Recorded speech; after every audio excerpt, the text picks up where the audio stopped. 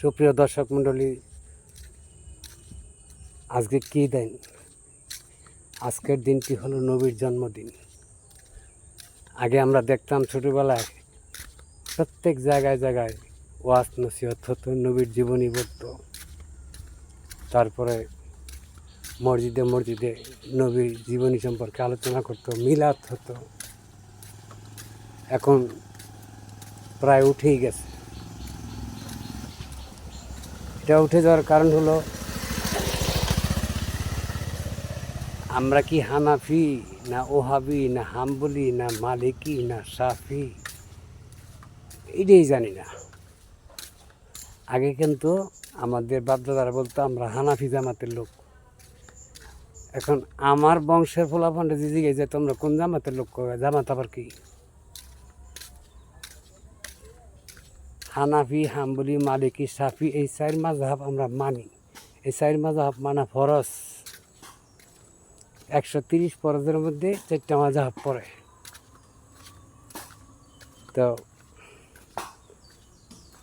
যেই নবীর ছিলে আপনি জান্নাতে যাবেন, তার দুরূদ শরীফ, তার কিয়াম আপনি করবেন না,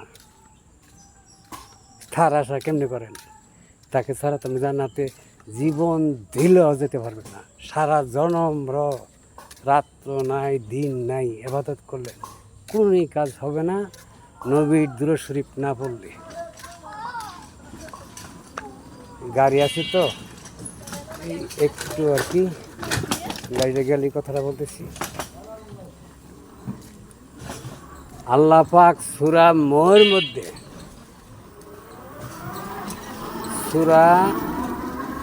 কোরআনের সূরা মোর মধ্যে বলছেন, ফেরেশতারা জিজ্ঞাসা করেছিল, আল্লাহ গো, আমরা যে তোমার ইবাদত করি,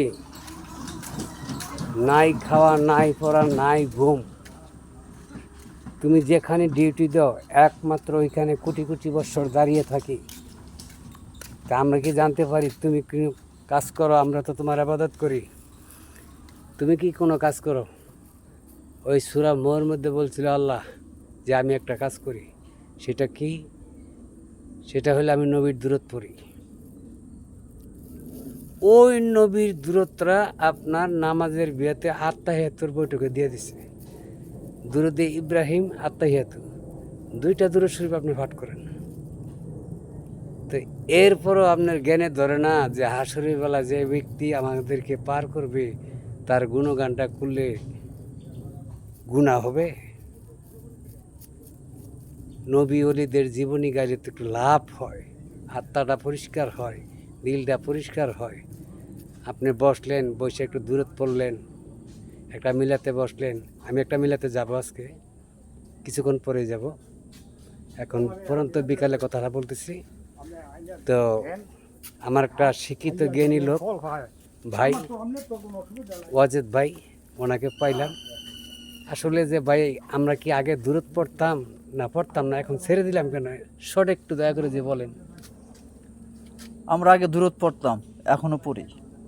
আলহামদুলিল্লাহ। আলহামদুলিল্লাহ। দূরতটা তো এমন একটা জিনিস যেটা কিছুক্ষণ আগে আরমান ভাই যেটা বললো, যে যার উসিলায়, যার সুপারিশে আমরা আমাদের বেহেশত নসিব হবে। অতএব ওনার পক্ষে, ওনার প্রতি দূরত পড়াটা আমাদের ফরজ। অতএব চেষ্টা করব আমরা সবাই যে ওনার নামে যেন আমরা দূরতটা ঠিকমতো পাঠ করতে পারি। আপনাদের প্রতি এটাই আমার অনুরোধ, বিশেষ করে মুসলমান হিসাবে। ভালো থাকবেন সবাই। আরেকটা কথা বলি আমি, আরেকটা কথা বলতেছি। আমাদের মধ্যে যে হাম্বলি, মালিকি, হানাফি, শাফি এই 4 মাযহাব তো ফরজ নাকি? এই 4 মাযহাবে যে সমস্ত দলিল দিয়ে গেছে, যে সমস্ত নিয়ম দিয়ে গেছে, ওইগুলি মেনে আমরা চলি। তো এখানে তো দরুদ ছিল।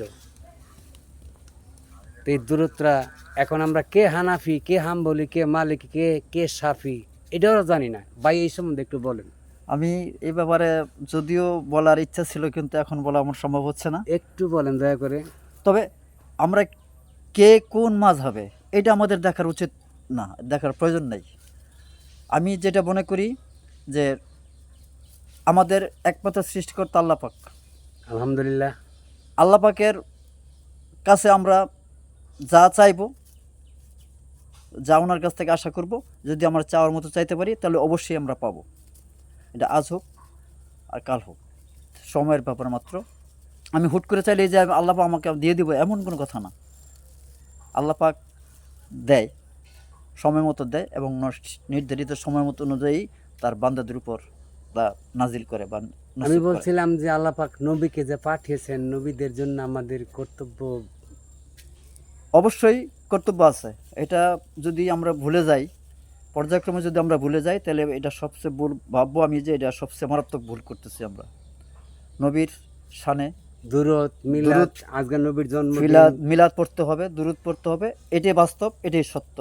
এর বাইরে আর কোনো কিচ্ছু নাই। আমি যতটুকু বুঝি, যতটুকু আমি জানি এতটুকু। ধন্যবাদ। আমরা এলাকার একজন মহান ব্যক্তি, আমার বড় ভাই। আমার বয়স উনি ছোট, আমি আমার অনেক বড় ভাই হিসাবে শ্রদ্ধা করি।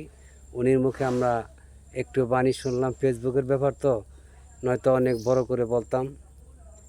তো আমার চাওয়ার কিছু নাই, এতটুকু চাওয়া সবাই ভালো থাকেন, আমরা যেন ইমানের সহিত মরতে পারি। ইমান হলো আমাদের নবী। আরেকটা ব্যাপার হচ্ছে, এটা তো গেল ওই পর্যায়ে। আরেকটা পর্যায়ে আসছি, আমাদের বাবা মা যারা আছেন, আমাদের বাবা মা যারা আছেন, দেখেন একটা কথা আমরা অনেক সময় বলে থাকি, গাছ যতই বয়স হোক তা কাটবেন না। কেন কাটবেন না? গাছ ফল না দিতে পারে, কিন্তু সে ছায়া তো দেবে। তেমনি বাবা মা বৃদ্ধ হয়ে গেলে তাদেরকে অবহেলা করতে নেই, তাদেরকে অবহেলা কখনোই করবেন না।